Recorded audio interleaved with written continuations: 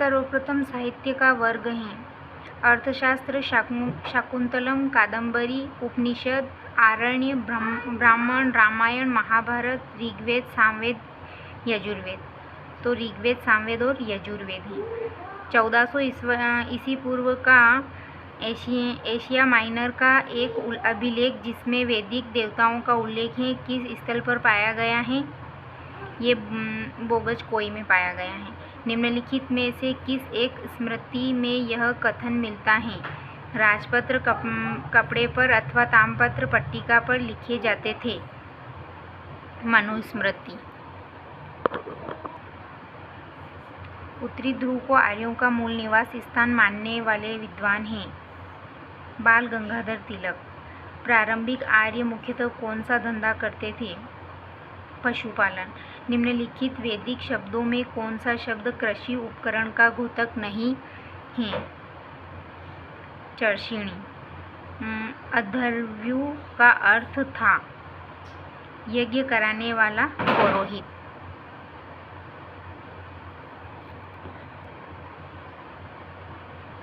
निम्न में से कौन सा वेद गद्य एवं पद्य दोनों में लिखा है? यजुर्वेद। भारतीय तर्क विद्या का प्राचीनतम ग्रंथ है न्याय सूत्र। गंगा घाटी में चावल का उत्पादन शुरू हुआ लगभग 1000 ईस्वी पूर्व। मैक्स मुलर के मतानुसार आर्य मूल निवासी थे मध्य एशिया के। वैदिक धर्म एवं संस्कृति का प्रमाण चिन्ह था यज्ञ। संहिता क्या है? श्लोकों का संग्रह, व्याकरण पर पुस्तक, आयुर्वेद ग्रंथ, वन पर लिखी पुस्तक। श्लोकों का संग्रह। ऋग्वेद कालीन आर्यों से संबंधित कौन सा कथन असत्य है? वह दूत क्रीड़ा नहीं जानते थे। ऋग्वैदिक समाज किस रूप में संगठित था? जन में।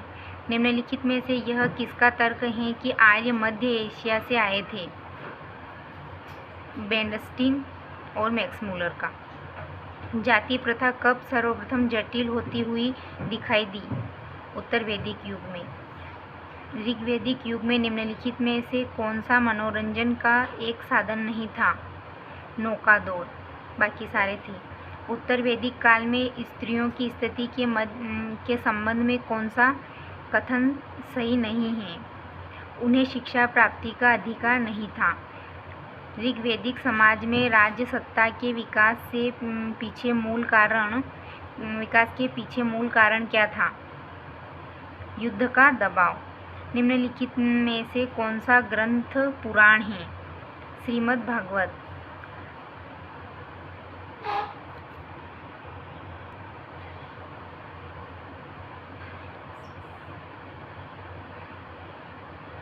ऋग्वैदिक समाज में राज्य सत्ता के विकास के पीछे मूल कारण क्या था? पैतृक संगठन, नए प्रदेशों को जीतने की इच्छा, युद्ध का दबाव। राजा के निर्वाचन से संबंधित सूक्त पाए जाते हैं ऋग्वेद में। राज्य के अधिकारी किस यज्ञ से संबंधित होते थे? राजसूय। वैदिक युगीन इतिहास का प्रधान स्रोत है श्रुति संहिता।